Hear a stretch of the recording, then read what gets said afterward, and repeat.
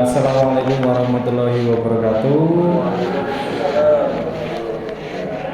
Selamat siang Bapak Ibu semuanya. Terima kasih atas kesediaannya meluangkan waktunya untuk mengikuti diseminasi yang saya laksanakan terkait tugas untuk pendidikan guru penggerak aksi nyata modul 1.4 mengenai budaya positif. Yang terhormat Kepala SMA Negeri 3 Bantul, yang saya hormati Bapak Ibu guru semuanya. Pertama, marilah kita panjatkan puja dan puji syukur kehadirat Allah Subhanahu wa taala yang telah melimpahkan rahmatnya kepada kita semua sehingga kita bisa hadir di sini dalam rangka diseminasi materi budaya disiplin positif. Salawat serta salam semoga tetap tercurah kepada junjungan kita Nabi Agung Muhammad Sallallahu Alaihi Wasallam yang senantiasa kita nantikan syafaatnya di yaumul akhir nanti.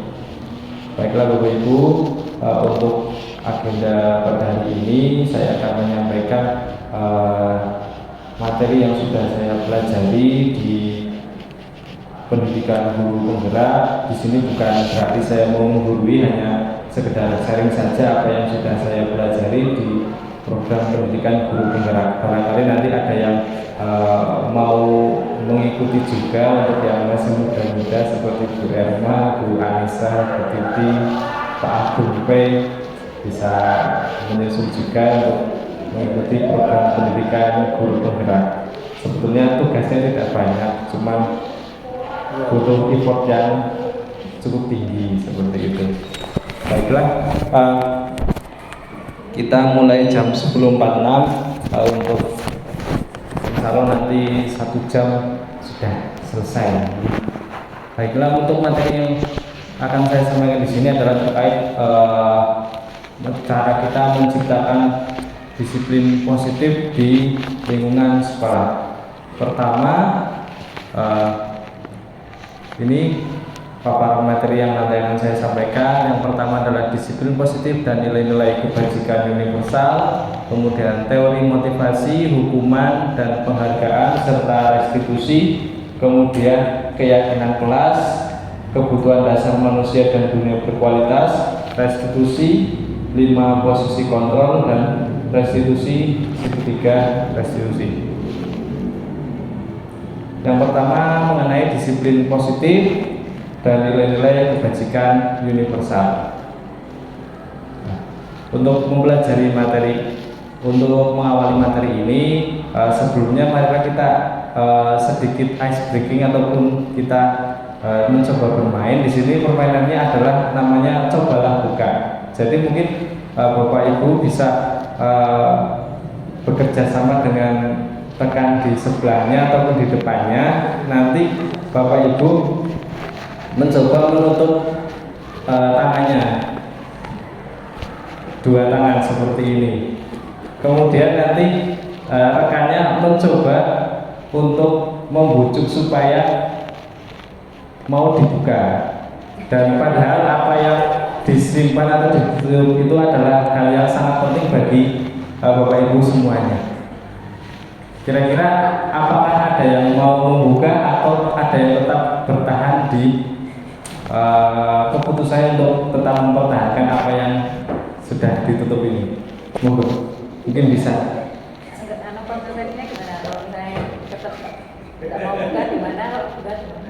Tidak ada konsekuensi di sini. Di sini hanya kita nanti akan merefleksikan sebetulnya apa sih yang membuat kita membuka genggaman kita dan apa yang membuat kita tetap bertahan dengan keyakinan kita untuk tetap menutup apa yang memang dari awal mau kita tutup tersebut. Oke. Mungkin dari Bu Anissa dan Bu Erma coba. Misal Bu Anissa mencoba membujuk Bu Erma untuk membukanya, kira-kira seperti apa cara membujuknya? Pak, bukan dah. Drakor terbaru. Mbak Suti. Coba kita bisa di sini biar kelihatan sama kamera. Coba dulu di sini. Soalnya nggak kelihatan kamera kalau di situ. Demi kamu. Ya, terima kasih. Mungkin dari Bu Anissa bisa membujuk, untuk Bu Erma bisa membuka apa yang sudah digenggam, silakan. Ya, oke. Jangan nangis. Tolong dibuka ya. Ayo Besti, tolong. Aku kasih. Itu tadi. Oke. Bulan depan kita check out. Dibayarin nggak? Enak aja. Nanti dapat potongan. Kita cari diskon terbaik. Oke.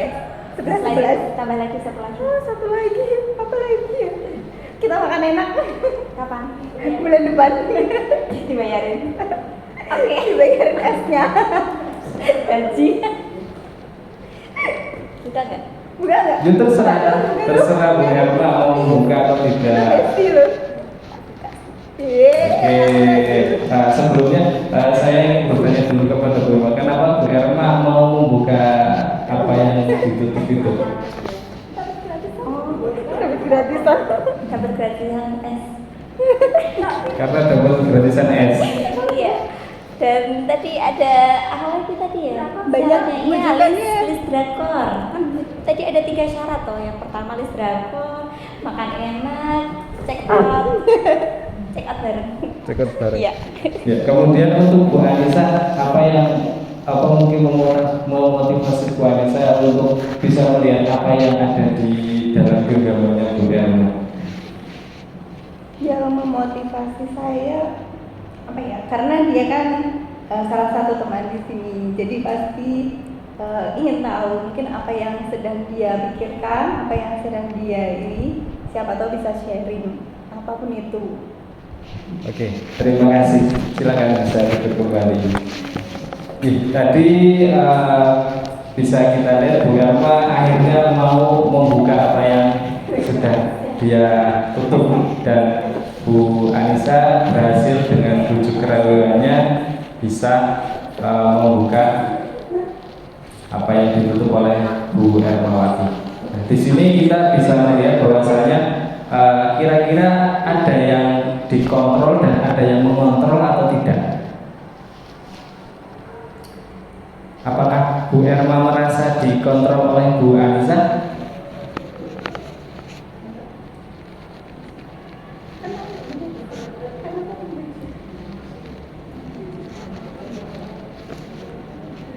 Nah, Bu Anissa membujuk, bukan mengontrol. Kalau dalam yang sudah saya pelajari di sini, di sini ada namanya teori kontrol dan stimulus respon. Nah, di sini kita bisa melihat bahwasanya untuk stimulus respon pandangannya adalah kebutuhan setiap orang itu sama, sedangkan dalam teori kontrol kebutuhan kita itu berbeda. Ini menjadi dasar untuk nanti penumbuhan budaya positif di sekolah. Bahwasanya apakah kita bisa memaksakan budaya positif kepada siswa atau tidak? Nah, simulasinya seperti tadi. Miss Anissa bisa membujuk Bu Erma atau tidak? Kalau bisa, kenapa Bu Erma mau dibujuk oleh Bu Anissa? Dan dalam teori kontrol ini, bujukan ataupun kita namanya memberikan dorongan itu termasuk dalam kontrol. Kemudian pandangan yang kedua terkait stimulus respon, semua orang melihat hal yang sama, sedangkan dalam teori kontrol setiap orang memiliki gambaran yang berbeda. Kemudian seperti yang tadi dilakukan oleh Bu Anissa, mencoba mengubah orang agar berpandangan sama dengan kita. Bu Anissa ingin melihat apa yang ditutup oleh Bu Erma, dan Bu Anissa mencoba untuk membuat Bu Erma berpandangan sama, bahwasanya biarlah apa yang saya tutup itu bisa dilihat oleh Bu Anissa. Sedangkan dalam teori kontrol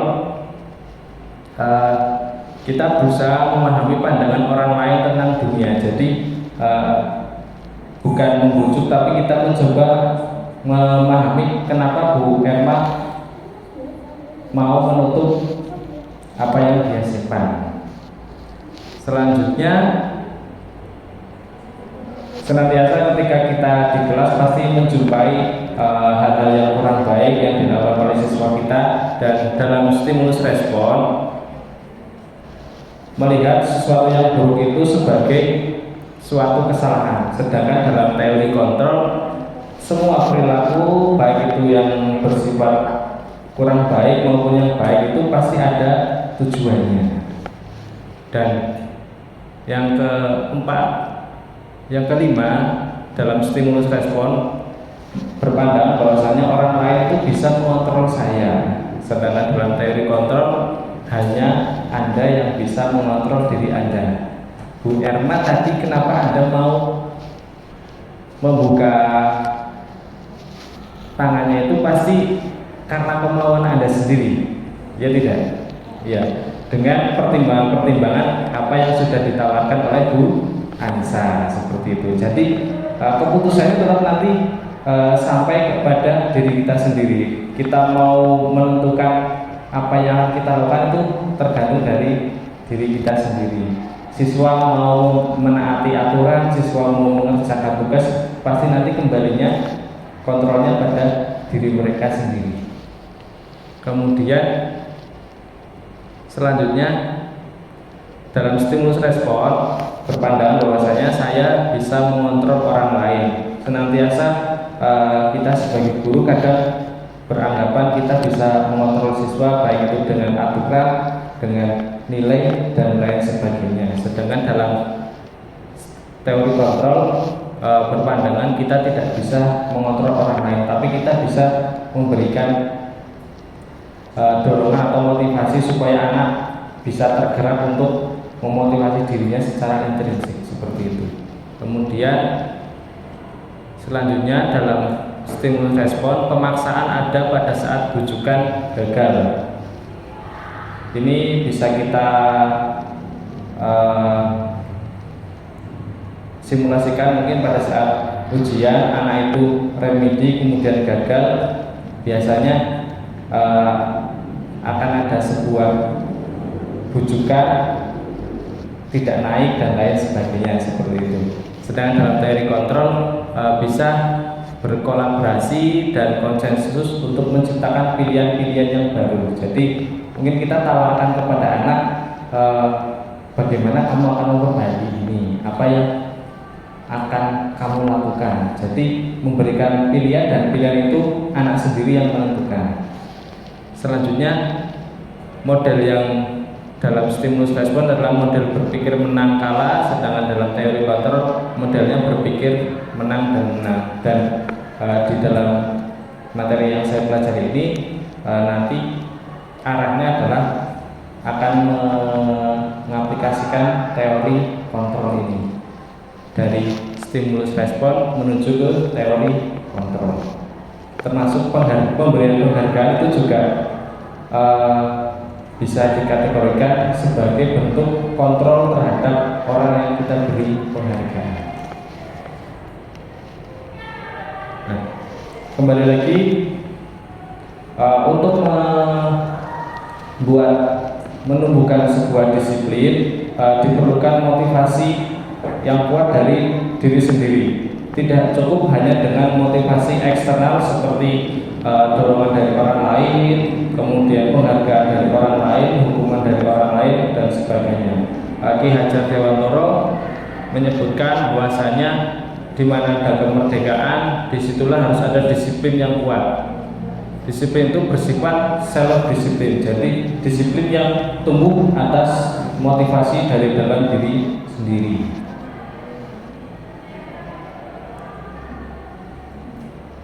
Selanjutnya, disiplin positif ini adalah suatu cara untuk penerapan disiplin yang dapat menumbuhkan kesadaran dalam diri anak tanpa mengharapkan imbalan atau penghargaan, ancaman atau hukuman. Jadi penerapan disiplin positif ini nanti muaranya adalah menumbuhkan kesadaran siswa maupun warga sekolah. Jadi di sini kita lingkupnya bukan hanya siswa saja, tetapi warga sekolah untuk bisa secara sadar melakukan apa yang menjadi nilai-nilai positif, apa yang menjadi nilai-nilai kebajikan tanpa adanya tendensi ataupun stimulus dari imbalan, penghargaan, hukuman ataupun ancaman.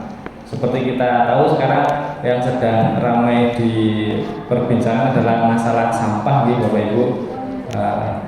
Memang sangat sulit sekali menumbuhkan kesadaran anak akan pengelolaan sampah dan lain sebagainya.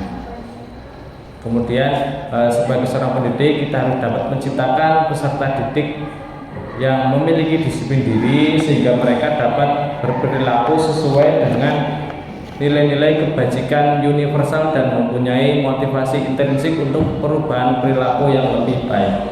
Nah, di sini nilai-nilai kebajikan itu adalah nilai-nilai positif yang disepakati bersama-sama tanpa membedakan suku, agama, bangsa, bahasa ataupun latar belakangnya. Jadi nilai positif, nilai kebajikan universal ini di belahan dunia manapun itu pasti sama. Kenapa kita menggunakan helm ketika berkendara? Jawabannya adalah untuk supaya kita aman, selamat dan lain sebagainya, atau supaya tidak ditilang oleh polisi. Nah, kalau ditilang oleh polisi itu masih ada stimulus respon dari luar. Nah, kalau sekarang nilai-nilai kebajikan yang sangat digaungkan adalah terkait dengan profil pelajar Pancasila, di mana di situ ada 6 dimensi. Dimensi yang pertama adalah beriman, bertakwa kepada Tuhan Yang Maha Esa dan berakhlak mulia. Dimensi yang kedua adalah mandiri, bernalar kritis, kreatif, bergotong royong dan berkebinekaan global. Di sini bisa kita lihat bahwasanya nilai kebajikan universal itu sifatnya sangat umum sekali, di mana beriman, bertakwa kepada Tuhan Yang Maha Esa ini dan berakhlak mulia bisa kita jabarkan lagi menjadi perilaku-perilaku yang mencerminkan keimanan kepada Tuhan Yang Maha Esa, seperti sholat 5 waktu, kemudian tidak mencuri, tidak berbohong dan lain sebagainya. Kemudian mandiri juga bisa kita jabarkan lagi, tidak mencontek, kemudian mengerjakan tugas secara sungguh-sungguh dengan kemampuan diri sendiri dan lain sebagainya. Nah, kita dalam program pendidikan guru penggerak ini kami mempelajari terkait dengan nilai kebajikan universal ini untuk muaranya adalah membentuk sebuah keyakinan kelas. Namun sebelum kita sampai di keyakinan kelas, yang kedua adalah tentang teori motivasi, hukuman, dan penghargaan serta restitusi. Mungkin Bapak Ibu ada yang baru pernah mendengar istilah restitusi ini. Nah, biasanya Bapak Ibu lebih akrab dengan motivasi, hukuman, dan penghargaan, karena memang di sekolah itu ada aturannya. Nah, di sini terkait dengan motivasi, ada 3 motivasi yang melatar belakangi seseorang untuk melakukan sesuatu. Yang pertama adalah karena untuk menghindari ketidaknyamanan atau hukuman. Ini merupakan tingkat terendah dari motivasi seseorang. Anak mungkin dia tidak akan datang terlambat, dia akan berangkat lebih awal supaya tidak dihukum, supaya tidak mendapatkan sanksi. Bapak Ibu tidak mungkin datanya tepat waktu supaya absen pinjernya tidak merah seperti itu. Kemudian motivasi yang kedua adalah untuk menjadi orang yang mereka inginkan, untuk menjadi orang yang mereka sendiri inginkan dan menghargai diri sendiri dengan nilai-nilai yang mereka percaya. Ini merupakan motivasi yang paling tinggi. Jadi sudah ada tumbuh kesadaran diri, kita sholat 5 waktu karena kita ingin menjadi orang yang beriman dan bertawakal kepada Tuhan Yang Maha Esa. Kita membuang sampah pada tempatnya karena kita ingin menjadi orang yang peduli dengan lingkungan dan lain sebagainya. Itu motivasi yang muncul dari dalam diri sendiri tanpa ada paksaan dan tanpa ada mengharap imbalan maupun penghargaan. Dan berikutnya ini motivasi yang pertengahan adalah untuk mendapatkan imbalan atau penghargaan dari orang lain. Misal mendapatkan pujian ataupun biasanya kita lihat di taman kanak-kanak itu kan ada pemberian bintang dan lain sebagainya. Nah, itu contohnya seperti itu. Mereka mau berbaris rapi nanti diberi bintang. Mereka mau maju ke depan nanti diberi bintang. Anak-anak mau menjawab pertanyaan nanti diberi nilai plus. Itu merupakan motivasi yang tingkatnya pertengahan.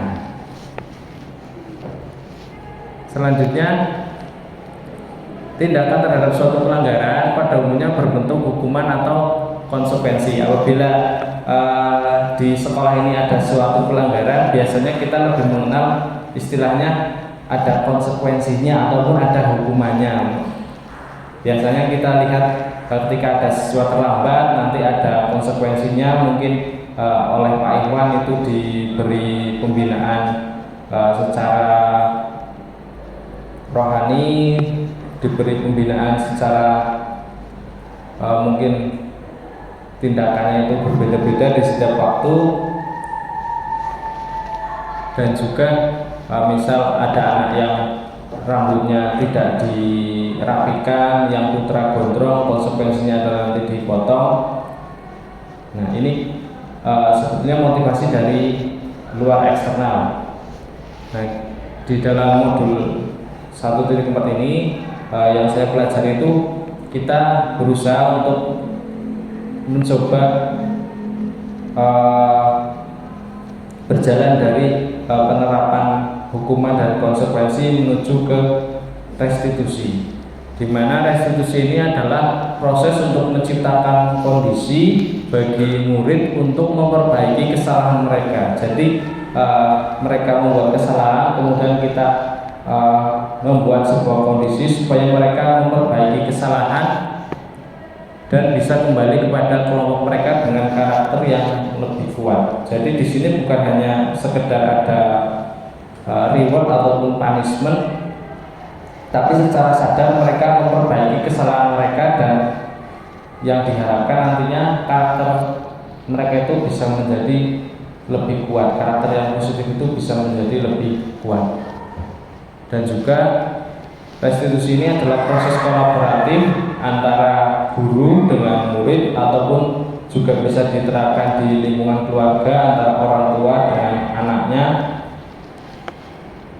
untuk mengajarkan murid ataupun anak itu mencari solusi dari masalah mereka, membantu murid untuk berpikir tentang orang seperti apa yang mereka inginkan dan bagaimana mereka harus memperlakukan orang lain.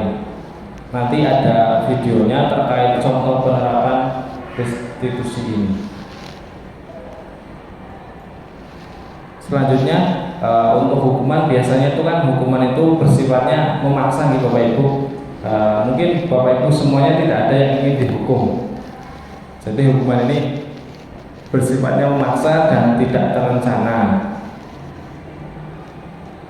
Anak juga tidak tahu apa yang akan mereka dapatkan ketika mereka melanggar sebuah kesalahan. Sedangkan hukuman itu juga bersifat satu arah dari pihak guru yang memberikan kepada murid yang menerima suatu hukuman tanpa melalui suatu kesepakatan. Dan pengarahan dari pihak guru baik sebelum atau sesudahnya. Nah, ini bedanya hukuman dengan restitusi. Hukuman itu sifatnya searah, sedangkan dalam restitusi nanti murid itu juga diajak berkolaborasi untuk memikirkan bagaimana cara mereka memperbaiki kesalahan yang mereka lakukan. Selanjutnya hukuman itu bisa berupa fisik maupun psikis. dan murid nanti akan merasa disakiti dengan mungkin sebuah perbuatan ataupun sebuah kata-kata. Selanjutnya kalau konsekuensi, nah ini mungkin kita juga sudah mengenal dalam suatu lembaga pendidikan pasti ada aturan, dan dalam suatu aturan pasti ada konsekuensi-konsekuensi apabila anak melakukan pelanggaran terhadap aturan tersebut. Nah, konsekuensi ini sifatnya sudah terencana, sudah disepakati dan sudah dibahas serta sudah disetujui oleh murid dan guru. Umumnya bentuk konsekuensi ini dibuat oleh pihak guru, sekolah, dan murid sudah mengetahui sebelumnya lewat peraturan sekolah. Selanjutnya penghargaan.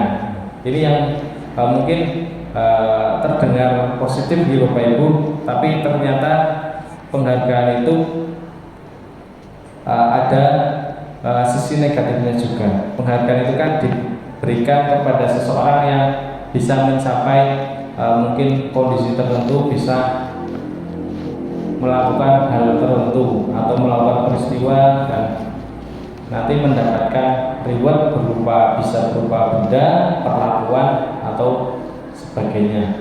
Namun ternyata penghargaan ini ada sisi negatifnya juga. Apabila penghargaan ini dilakukan secara terus-menerus, biasanya anak akan merasa ketergantungan terhadap penghargaan. Apabila tidak ada penghargaan, mereka tidak mau melakukan apa yang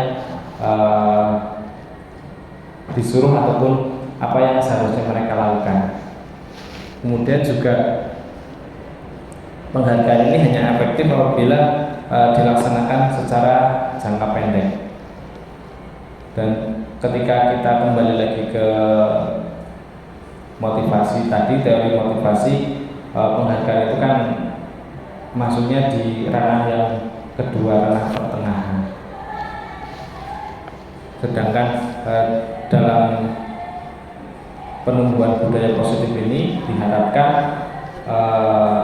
siswa maupun warga sekolah itu bisa melaksanakan hal yang positif itu karena kesadaran dari diri mereka sendiri, bukan atas keinginan untuk mendapatkan penghargaan dan lain sebagainya. Selanjutnya, keyakinan kelas. Mungkin Bapak Ibu sudah familiar dengan yang namanya peraturan sekolah, tapi mungkin baru pernah mendengar ataupun sudah pernah mendengar yang namanya keyakinan kelas. Tadi kita sudah membahas mengenai nilai kebajikan universal. Jadi keyakinan kelas itu sifatnya lebih universal daripada peraturan sekolah. Kenapa anak tidak boleh berbicara kasar di kelas? Mungkin karena itu menunjukkan perilaku yang tidak hormat, karena itu bisa menyakiti orang lain. Nah, jadi keyakinan kelas ini sifatnya lebih universal dan nanti anak diharapkan bisa menjabarkan sendiri. Kalau peraturan itu kan sudah mendetail dan mungkin untuk diingat-ingat ataupun dihafalkan oleh siswa itu membutuhkan waktu yang cukup banyak. Sedangkan untuk keyakinan kelas itu kita buat sederhana mungkin yang bisa diingat dan itu berlaku secara universal. Nah, kenapa tadi ada pertanyaan kenapa kita melakukan memakai helm ketika berkendara? Itu kan tadi jawabannya karena ingin memperoleh sebuah keselamatan. Nah, keselamatan itu yang dinamakan keyakinan. Misal keyakinan kelasnya adalah keselamatan. Jadi di kelas tidak boleh melakukan hal-hal yang bisa merusak keselamatan itu. Misal tidak boleh membawa benda tajam, tidak boleh berlarian, tidak boleh memanjat dinding, tidak boleh melompat jendela dan lain sebagainya.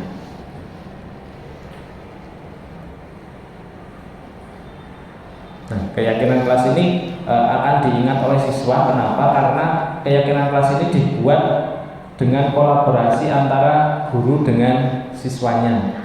Jadi nanti siswa tahapannya itu akan list ataupun memaparkan apa saja yang menjadi peraturan sekolah ataupun apa yang mereka yakini harus diterapkan di kelas agar pembelajaran bisa berlangsung secara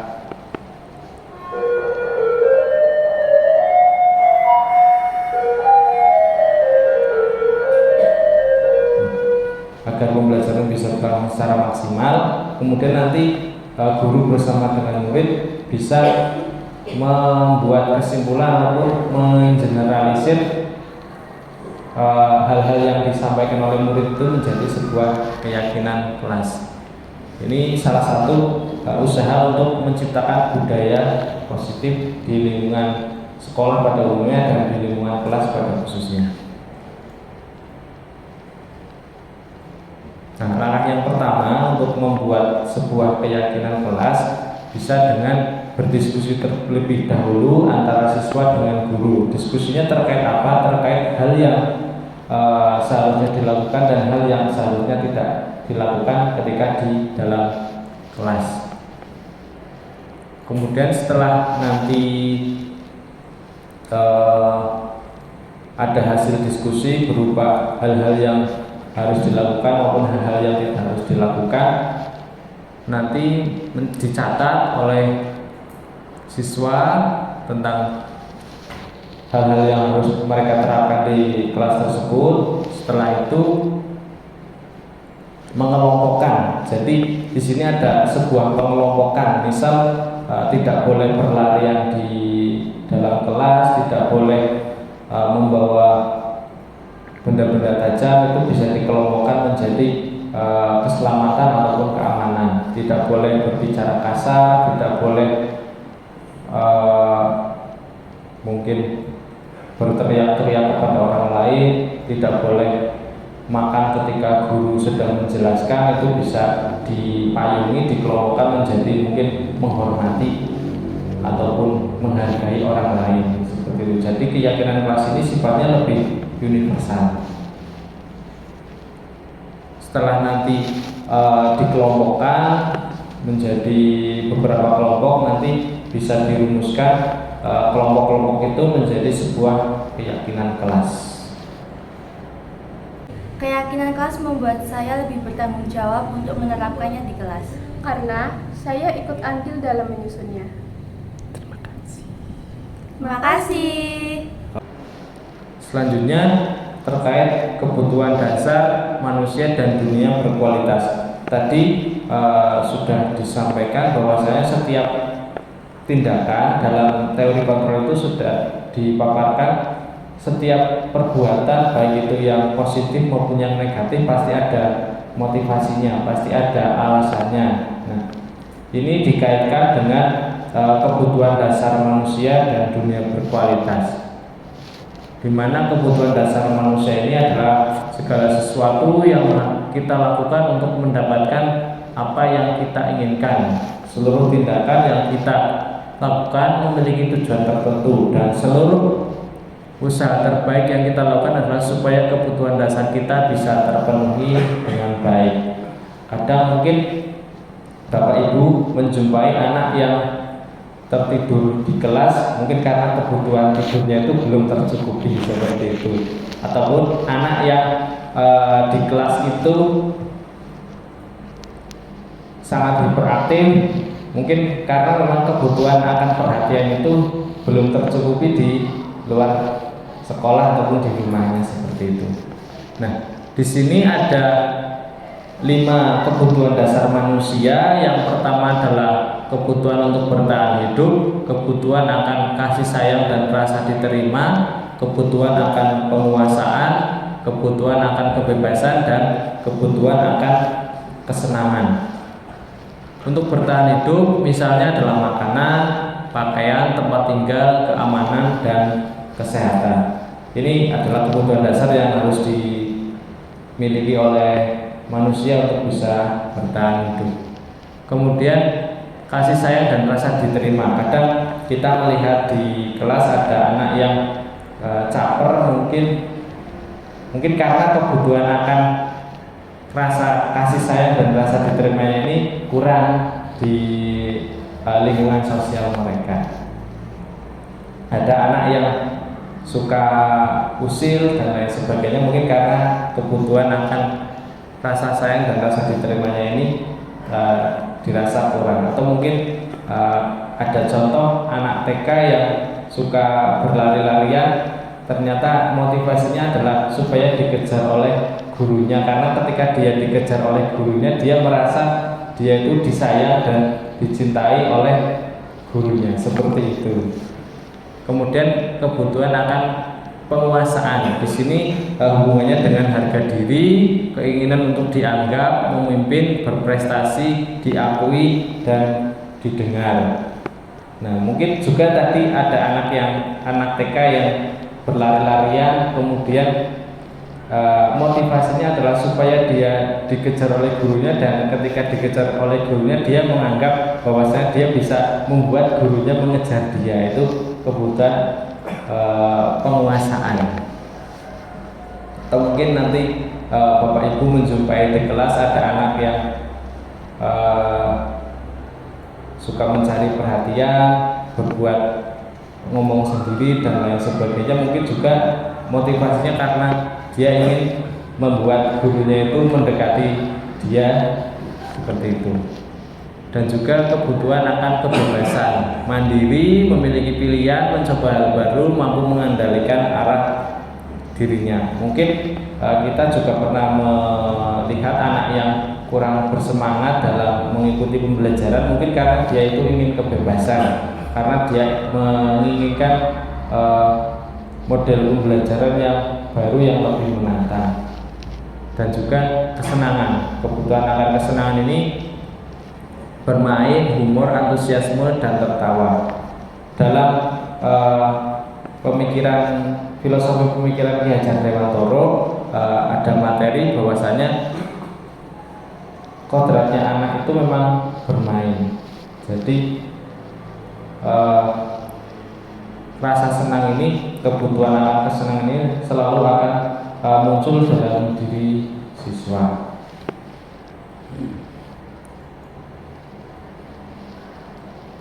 Selanjutnya, motivasi perilaku manusia.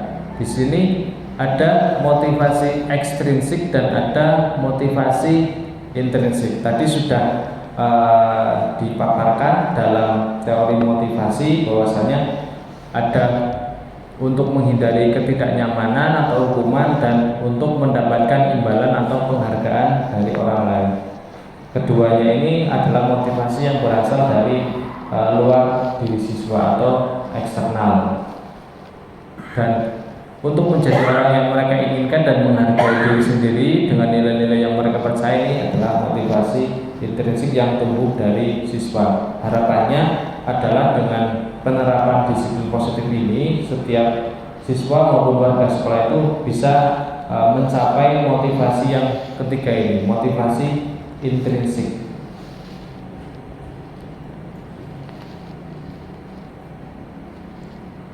Nah, ini perbedaan yang tadi. Kemudian ini restitusi. Yang pertama adalah mengenai 5 posisi kontrol. Jadi guru itu dalam melaksanakan tugasnya itu ada 5 posisi kontrol yang bisa diterapkan.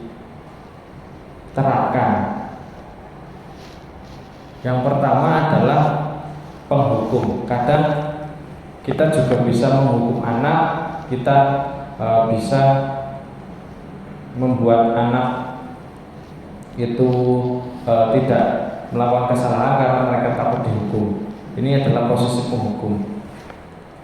Contohnya seperti apa? Mungkin ketika anak telat masuk ke dalam kelas, anak tidak diizinkan masuk, anak diberi pengurangan nilai, anak diminta menghubungi guru piket dan lain sebagainya.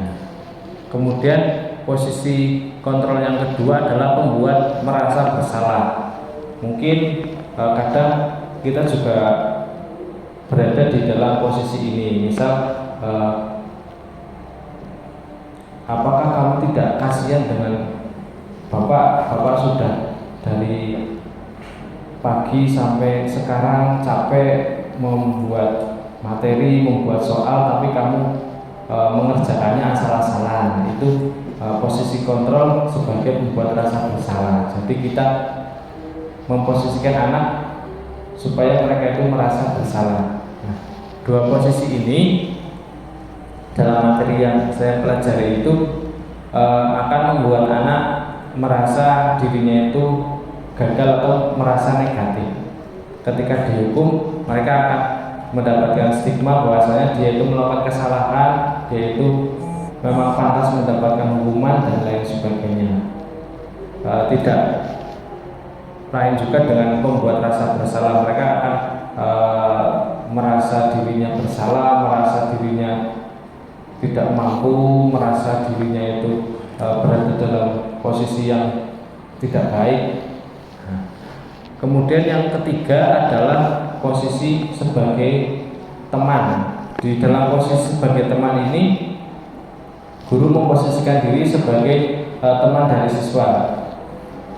Kelihatannya posisi ini adalah posisi yang cukup bagus, tapi juga ada sisi negatifnya. Anak jadi kurang respect, anak jadi terlalu menggampangkan, mungkin kata-kata dari gurunya terlalu digampangkan dan lain sebagainya. Dan yang keempat adalah pemantau. Dalam posisi pemantau ini, anak itu nanti ketika melakukan kesalahan, dia akan diberitahu konsekuensinya seperti apa. Tapi guru hanya sebatas memberitahukan konsekuensinya saja, tanpa melakukan action menghukum dan lain sebagainya. Nah, untuk yang kelima adalah manajer. Ini adalah posisi yang ideal yang diharapkan bisa diaplikasikan atau diterapkan di dalam sekolah supaya nanti anak bisa menumbuhkan budaya positif secara motivasi dari internal, dari dalam dirinya sendiri. Dan posisi manajer ini nanti berkaitan dengan yang namanya restitusi tadi. Nah, ini contoh penerapan 5 posisi kontrol guru. Yang pertama sebagai penghukum, misal patuhi aturan saya atau awas, kamu selalu saja salah, pasti selalu yang terakhir selesai. Ini kalau kita baca kata-katanya mungkin sedikit agak nyelkit nih Bapak Ibu, membuat anak itu menjadi takut, membuat anak itu menjadi terburu-buru dan lain sebagainya. Kemudian membuat rasa bersalah, ibu sangat kecewa sekali dengan kamu. Berapa kali bapak harus memberitahu kamu ya? Gimana coba kalau orang tua kamu tahu kamu berbuat begini? Nah, kata-kata ini bisa membuat anak menjadi merasa bersalah. Selanjutnya sebagai teman, nah, di sini ada seperti komunikasi yang cair antara guru dengan siswanya. Ayolah bantu demi bapak ya. Nah, ada semacam hubungan yang spesial di sini. Kemudian, ayo ingat tidak bantuan bapak selama ini. Nah, ini kan memposisikan diri sebagai teman. Mungkin bapaknya, pak gurunya sering membantu dalam event-event dan lain sebagainya. Kemudian ketika dia melakukan sebuah kesalahan, dia menceritakan kembali bantuannya tersebut. Selanjutnya sudah, kali ini tidak apa-apa, nanti ibu bantu bereskan. Kadang juga ada kata-kata yang seperti itu. Selanjutnya sebagai pemantau, di sini guru mengingatkan kepada siswa terkait peraturan apa yang dia langgar, kemudian konsekuensinya seperti apa. Dan selanjutnya sebagai manajer di sini, dia guru itu sudah memanage atau mungkin namanya mengarahkan siswa supaya dia itu tumbuh motivasi intrinsik. Ketika dia berbuat salah, dia diarahkan untuk bisa mengontrol emosinya, kemudian diarahkan untuk bisa menyadari kesalahannya, dan diarahkan untuk bisa memperbaiki kesalahannya tersebut. Ini nanti posisi manajer ini erat kaitannya dengan yang namanya segitiga restitusi. Jadi nanti pada akhirnya anak akan diberi pertanyaan, apa yang kita yakini, apakah kamu meyakininya. Nah, yang diyakini ini hubungannya tadi dengan keyakinan kelas, Bapak Ibu. Tadi kan prosesnya adalah membuat keyakinan kelas dulu. Setelah dia nanti mungkin melakukan kesalahan, nanti ditanyakan lagi hal yang dia lakukan itu sesuai dengan keyakinan kelasnya atau tidak. Kemudian diberi pertanyaan juga, apakah kamu mau memperbaiki ini, seperti itu. Kira-kira apabila guru itu, saya kecewa sekali dengan kamu, guru itu mengambil posisi kontrol yang mana, Bapak Ibu? Apakah sebagai penghukum, membuat rasa bersalah, teman, pemantau, atau manajer? Yeah. Yang saya kecewa sekali dengan kamu ini adalah pembuat rasa bersalah. Kemudian kamu tidak pernah benar melakukannya. Kira-kira posisi kontrol apa yang diambil oleh guru pada saat mengatakan hal tersebut? Ya, ini penghukum, ya. Jadi membuat anak itu merasa bahwa dia memang melakukan sebuah kesalahan. Selanjutnya, apa rencanamu untuk menyelesaikan masalah ini? Kira-kira guru itu mengambil posisi yang mana? Apakah penghukum, pembuat rasa bersalah, teman, pemantau, atau manajer? Pemantau atau manajer? Nah, di sini kita bisa melihat bahwasanya guru itu menanyakan kepada siswa terkait rencananya untuk memperbaiki kesalahan. Jadi di situ guru mengarahkan siswa untuk memperbaiki kesalahanmu, kamu mau melakukan apa sih? Jadi memberikan pilihan.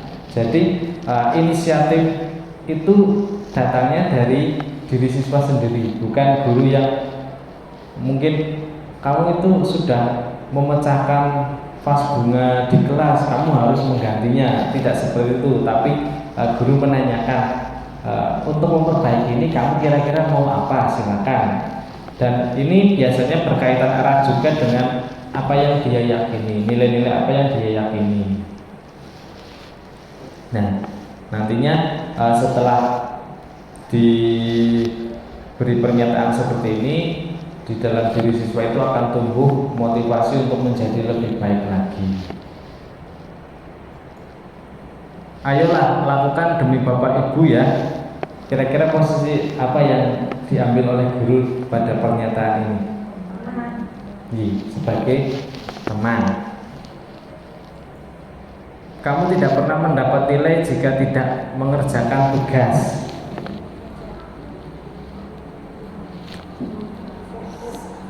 Sebagai apa?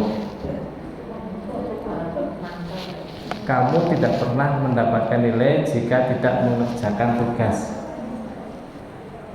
Di sini guru menyampaikan sebuah konsekuensi kalau tidak mengerjakan tugas, ya tidak mendapatkan nilai. Sebagai sebagai pemantau. Jadi dalam posisi pemantau itu guru menyampaikan, ini loh konsekuensinya kalau kamu melakukan hal yang tidak baik. Ini loh konsekuensinya kalau kamu melanggar peraturan sekolah. Nah, yang terakhir ini tentang restitusi, segitiga restitusi. Nah, segitiga restitusi ini adalah langkah yang dilakukan ketika guru mengambil posisi sebagai manajer. Nah, lebih jelasnya tadi kan penjelasan tentang restitusi itu baru secara general gitu. Untuk lebih detailnya itu adalah segitiga restitusi itu adalah proses dialog. Jadi di sini ada dialog yang dilakukan antara guru dengan siswa, di mana guru maupun orang tua, karena segitiga restitusi ini juga bisa diterapkan di lingkungan keluarga, bukan hanya di lingkungan sekolah saja.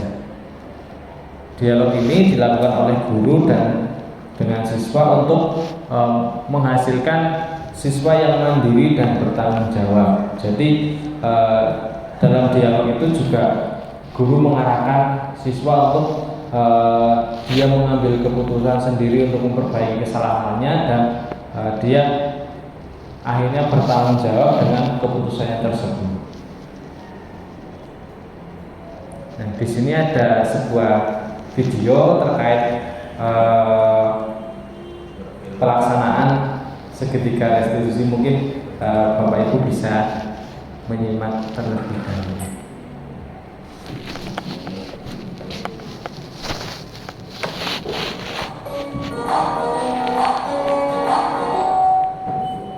Salam dan bahagia Ibu dan Bapak Guru hebat.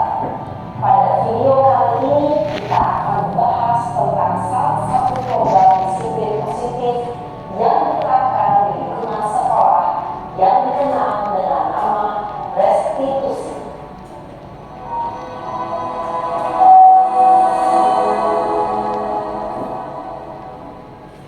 Restitusi dikembangkan oleh pakar pendidikan dan dosen, berlandaskan pada teori kontrol Dr. William Glaser.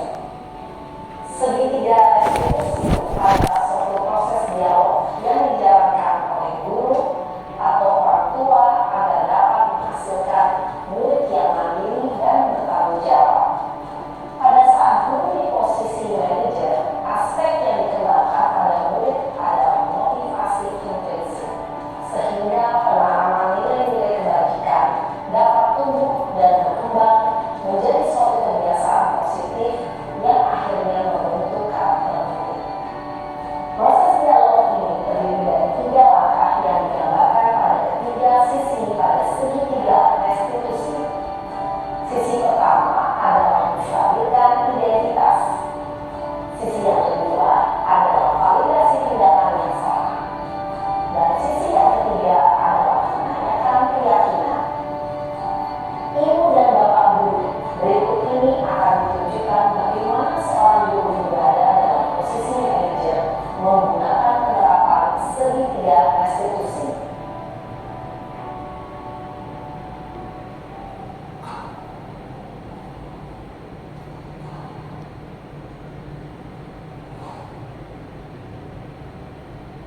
Siapa?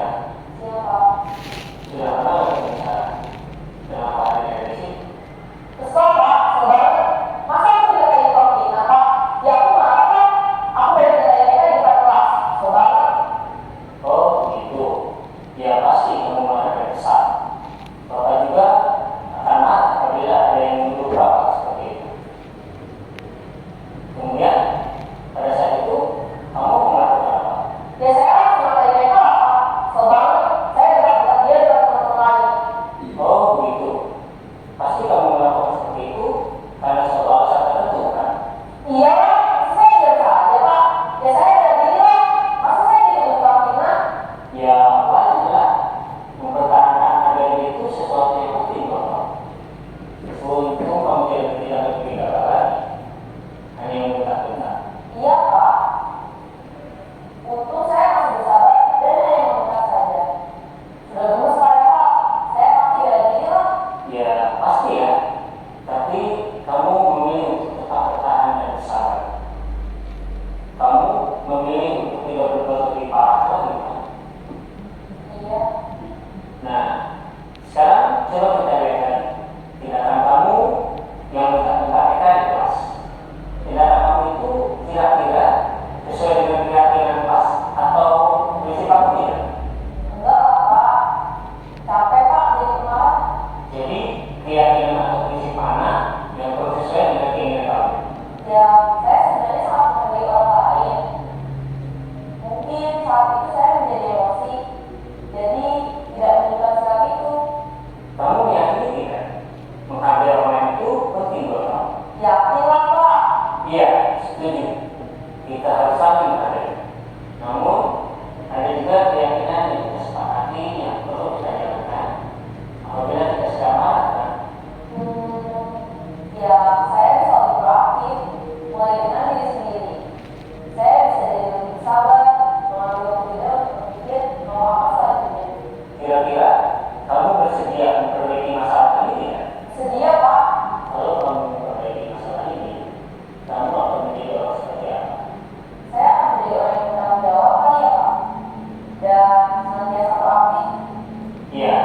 Menurut kamu, bagaimana rasanya menjadi orang seperti itu? Ya nyaman lah, bangga, sabar, dan tenang. Baiklah kalau begitu. Yuk kita pikirkan bagaimana memperbaiki masalah ini.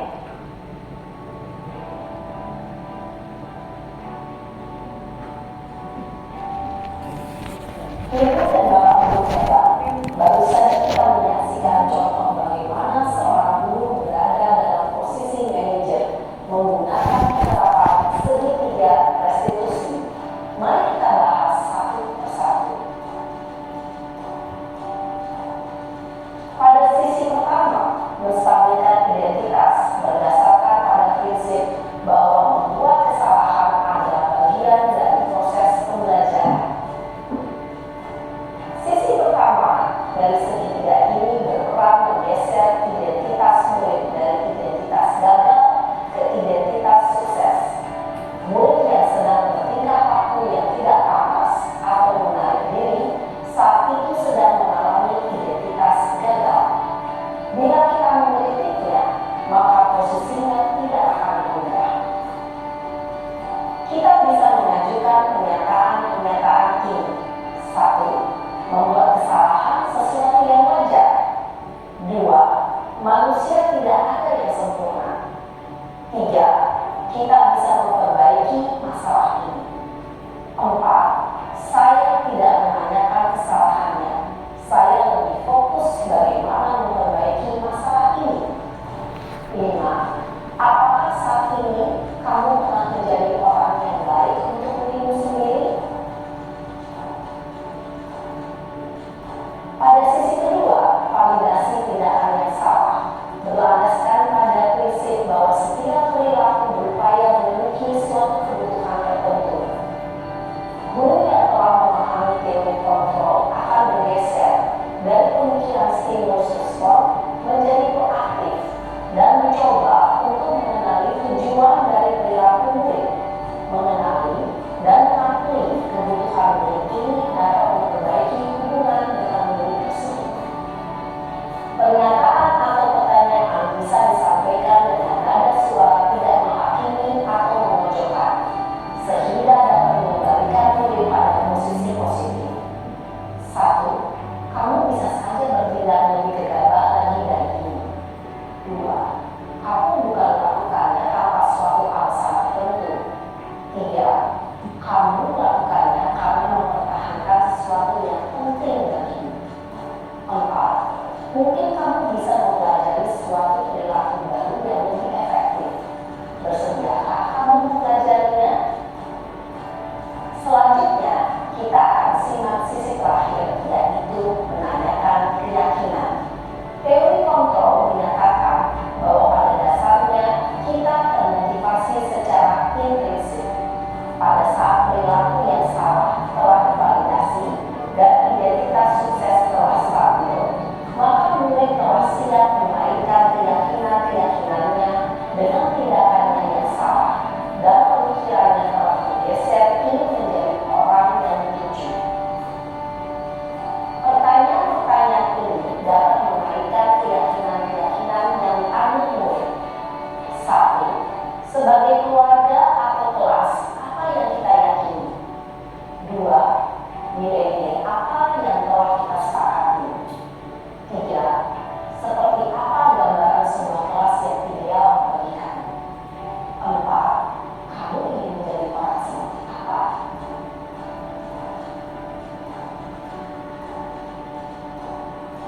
Dalam menerapkan segitiga restitusi, perlu diperhatikan beberapa hal, yaitu 1. Perilaku yang salah perlu dikaitkan dengan nilai-nilai atau keyakinan-keyakinan yang telah disepakati atau dituju. 2.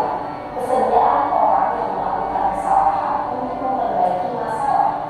3. Pemecahan masalah sebisa mungkin relevan atau memiliki hubungan dengan masalah yang ada. 4. Usaha. Perlu adanya suatu usaha perbaikan dari pihak yang membuat kesalahan. 5. Waktu. Perlu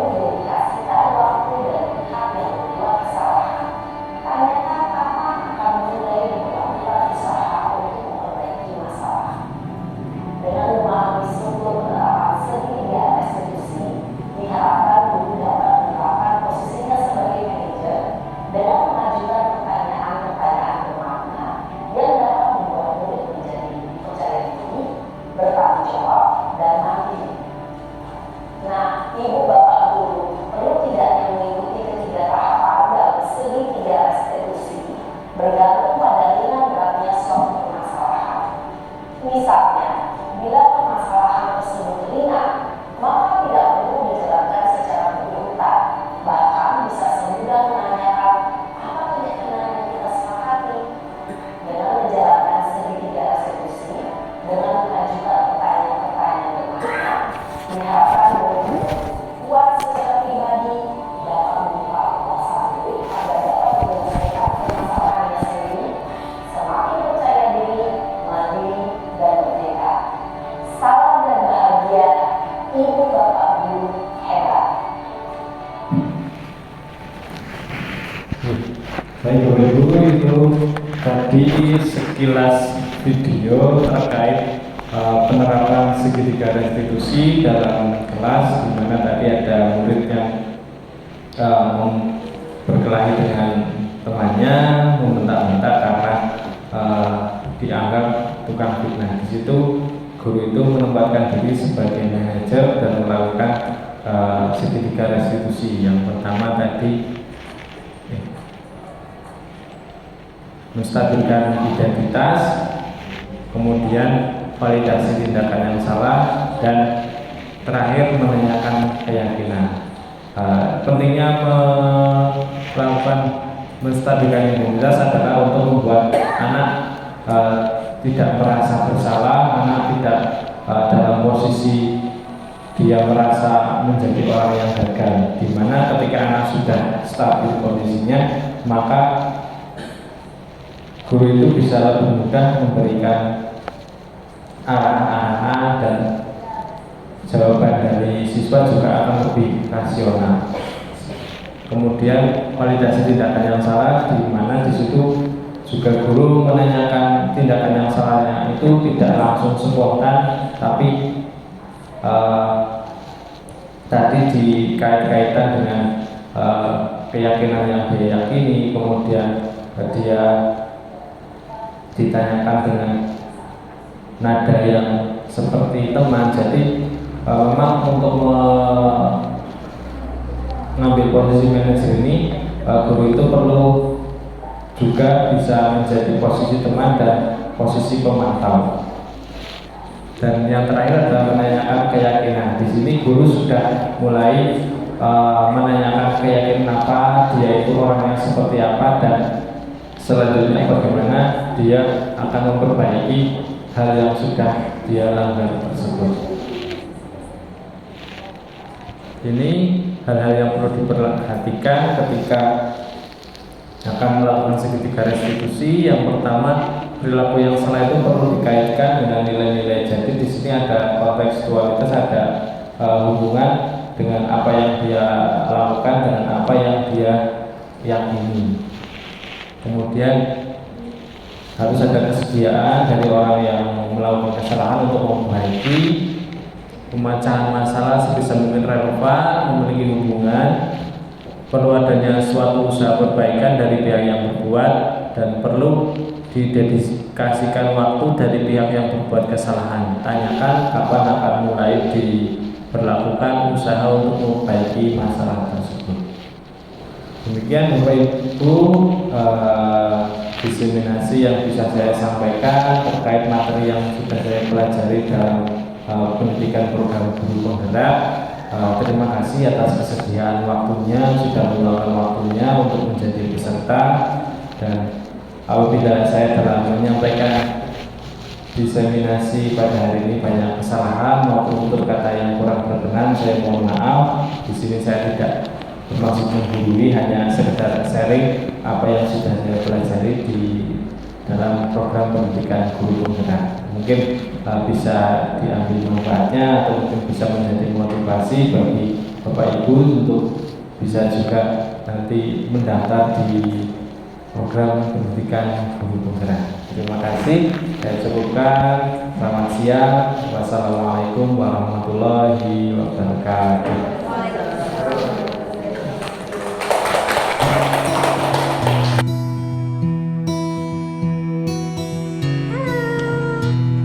Ya, di sini saya akan memberikan testimoni untuk Pak Nur Hayanto. toh yang sudah melakukan diseminasi tentang budaya positif. Jadi setelah saya mendengarkan tadi penjelasan dari Pak Nur, kami jadi mengetahui tentang macam-macam budaya positif itu apa saja. Selain itu, kami juga mengetahui tentang pengetahuan baru tentang segitiga Restitusi. ya, segitiga restitusi. Nah, dari penjelasan tadi saya jadi bisa tahu bagaimana cara menegur siswa ketika siswa itu melakukan suatu kesalahan tanpa harus melukai perasaan siswa. Jadi dari 5 budaya positif tadi kita tahu bagaimana cara menegur siswa itu. Selain itu, Mungkin hal yang sangat baru bagi kami yaitu tentang istilah segitiga restitusi tadi. Biasanya kita hanya mengenal istilah reward, motivation, dan punishment. Nah, sekarang kita ada satu lagi yaitu segitiga restitusi untuk menangani mungkin siswa yang sedikit bermasalah atau bagaimana kita bisa menangani mereka dengan lebih baik lagi. Kurang lebih seperti itu. Terima kasih Pak Nur. ya semangat.